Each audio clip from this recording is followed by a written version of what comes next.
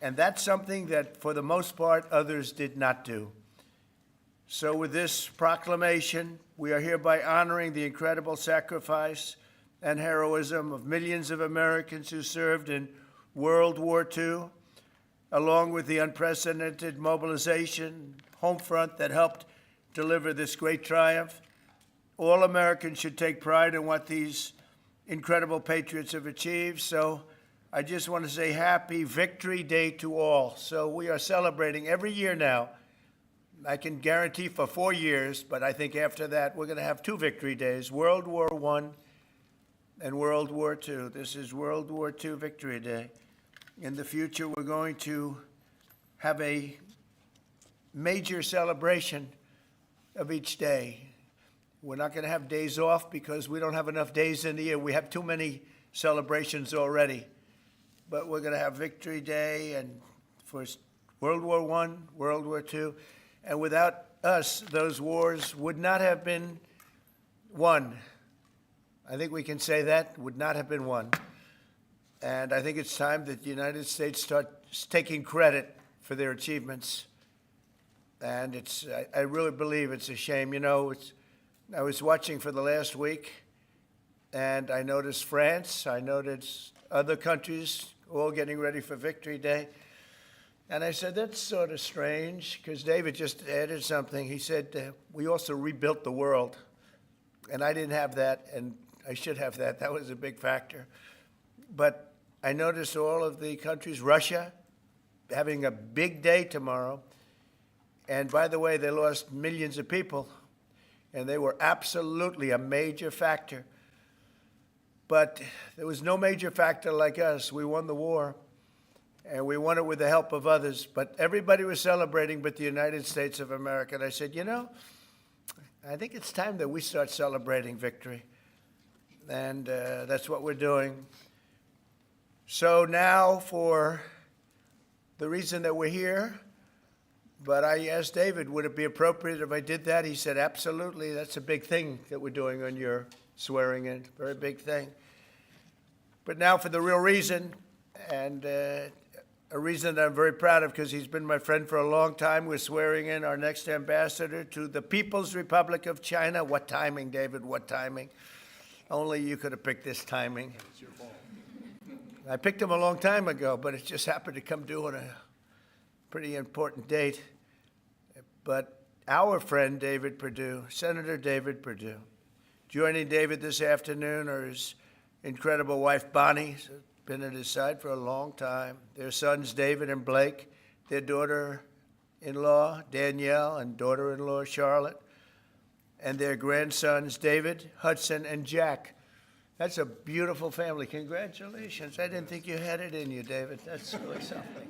That's pretty amazing. Look at that. Our new ambassador brings to this position a lifetime of experience at the highest levels of business and politics, and he is at the highest level.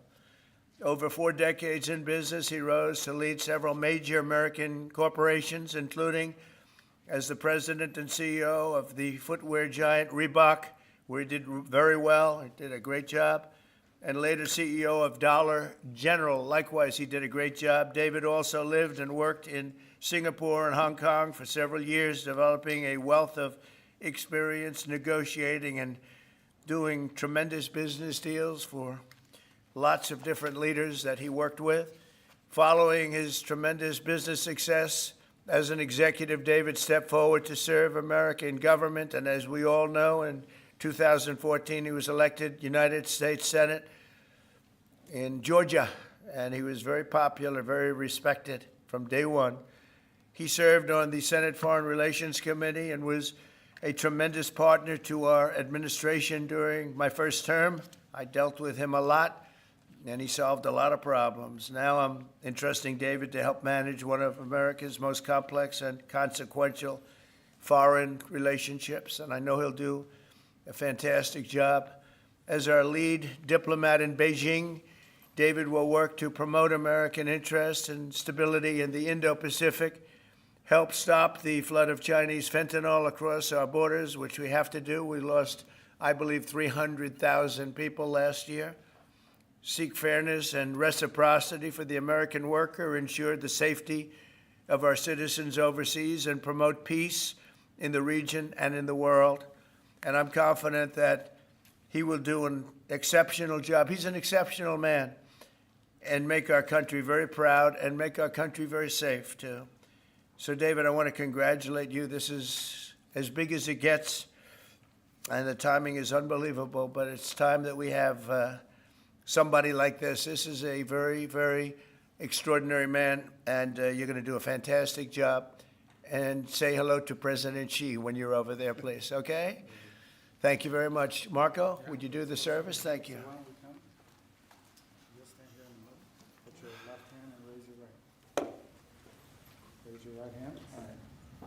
All right. I state your name. I, David Purdue, Do solemnly swear do solemnly swear that I will support and defend that I will support and defend the Constitution of the United States the Constitution of the United States against all enemies, against all enemies, foreign and domestic, foreign and domestic, that I will bear true faith that I will bear true faith and allegiance and allegiance to the same, to the same, that I take this obligation freely that I take this obligation freely without any mental reservation without any mental reservation or purpose of evasion, or purpose of evasion, and that I will well and that I will well and faithfully discharge and faithfully discharge the duties of the office the duties of the office on which I am about to enter. in which I'm about to enter. So help me God. So help me God.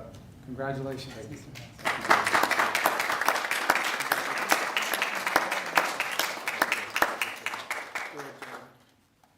David, would you like to say something? Mr. President, I'm humbled to be in this office today. I love what you've done with this office. I like the Declaration of Independence. I want the world to know that I know this man personally. He loves this country, and I am glad to be your man in China. Thank you. Thank you, David. I think just for the sake of formality, here we go, David. Come on up. Come on up here, Bonnie. That's what it's all about, right? And now we send you on your way. Lots of luck. Yes, sir.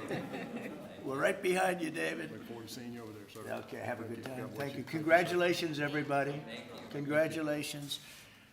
Any questions, please? Mr. President, the Treasury Secretary just told lawmakers that a tariff exemption for certain baby items like car seats is under consideration. Will you exempt some products that families rely I on? don't know. I'll think about it. I don't know. I really don't. I want to make it nice and simple. I'm not looking to have so many exemptions that nobody knows what's doing. We have to make it very simple, but I'll take a look at it. Yep. Please. Mr. President, there are rumblings in Washington that some House Republican moderates are opposed to defunding Planned Parenthood in this year's reconciliation package. What do you say to those members, and are you supportive of? Well, I don't know yet. I have to see because you're just telling me that for the first time. We'll work something out. Mr. President, what are you hoping your representatives will get out of the talks in Switzerland on China? And secondly, what does China need to do on fentanyl specifically? What do you want to see them do? Well, they have to stop fentanyl from coming in. That'll be a very big part. And I had that understanding with President Xi before I left last time, and we had a deal, and he would have honored the deal. But when Biden came in, of course, nothing ever happened with him. He didn't know what the hell he was doing. But that would have saved a lot of lives. That election cost us a lot of lives and a lot of heartache. The fact that we went through 4 years of misery, and you look at what's coming through the border and the job of getting murderers out of our country. So many bad things happened. The wars. You wouldn't have October 7th.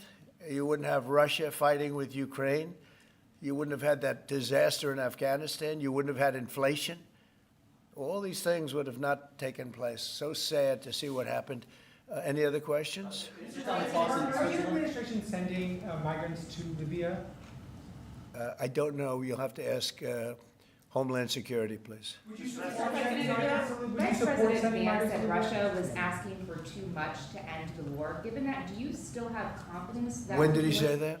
Earlier this morning. Well, it's possible that's right. He may know some things that, because I've been dealing with this and some other things, but we are getting to a point where some decisions are going to have to be made. I'm not happy about it. Okay. Just to follow up, sir, on the talks in Switzerland, what do you expect? What do you hope to come out of We'll those? see. I mean, look, it's we were losing $1 trillion a year. Now we're not losing anything, you know? That's the way I look at it. We were losing with China on trade $1 trillion a year, more actually, 1.1. But let's say $1 trillion. You know what we're losing now? Nothing. That's not bad. Mr. President, are you planning a new ceasefire and hostage deal proposal for Israel and Hamas before you head over to the region next week? Where? In Gaza. In Gaza. Well, we're going to see what's happening. There's a lot of talk going on about Gaza right now. You know that, right? So you'll be knowing probably in the next 24 hours. Yeah. Actions between the war in India and Pakistan. What's your position? Oh, it's so terrible. My position is I get along with both. I know both very well, and I want to see them work it out. I want to see them stop. And hopefully they can stop now. They've gone tit for tat, so hopefully they can stop now. But I know both. We get along with both countries very well, good relationships with both, and I want to see it stop. And if I can do anything to help, I will be there. You know, by the way, unrelated, but I guess it's all related when you look at the world nowadays. Rwanda and the Congo, we've made a lot of progress in getting that disaster stopped. We've had a very talented person over there, and we've made a lot of progress with Rwanda and Congo fighting a very violent war, by the way.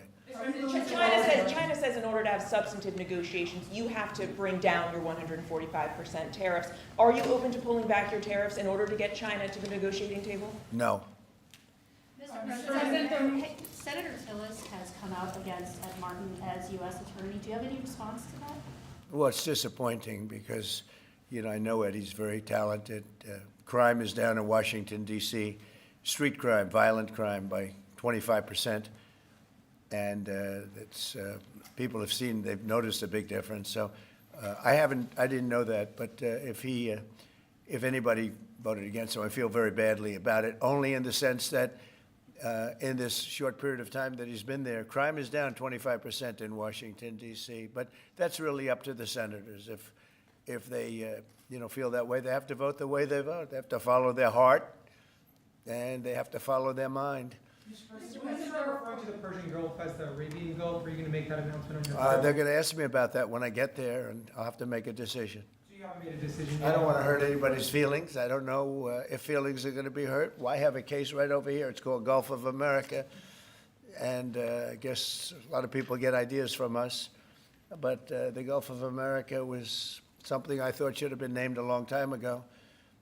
I'm going to be given a briefing on that. It was just done. And I'll make a decision. Is it the U.S. position that Iran can have an enrichment program as long as it doesn't reach a weapons? We haven't made that decision yet. We will, but we haven't made that decision yet. Yeah. China said the U.S. initiated the trade talks this weekend and that its position hasn't changed. Are you still confident you can reach a deal with China? They said we initiated? Well, I think they ought to go back and study their files. Okay? I do think that. Go ahead. What do you? Are you planning to ease chip export restrictions to some of these Gulf countries and then also make announcements regarding? We might be doing that, yeah. And their nuclear programs, civilian nuclear programs? And it'll be announced soon. And you're to help them develop some nuclear power? Well, we're going to take a look. We're going to take a look. But, we had really a very good, as you know, we had a very good outcome with the Houthis, and we honor their word. I mean, they made a commitment, and we dealt with other countries that were close to them and their surrogates, and we honor all of their words. We'll see what happens, but I think, I believe that hopefully that's over with, and they'll leave the ships alone, just leave those ships alone. But so we do. We take their word for it. It was, we hit them very hard. They had a great capacity to withstand punishment. They took tremendous punishment. And, you could say there's a lot of bravery there. It was amazing what they took. But we honor their commitment and their word. They gave us their word that they wouldn't be shooting ships anymore, and we honor that. I want to thank you all for being here. I want to congratulate David Purdue and his family. He's going to be really an incredible ambassador to China. I have no doubt about it. And we're going to work together very closely. Thank you all very much. Thank you.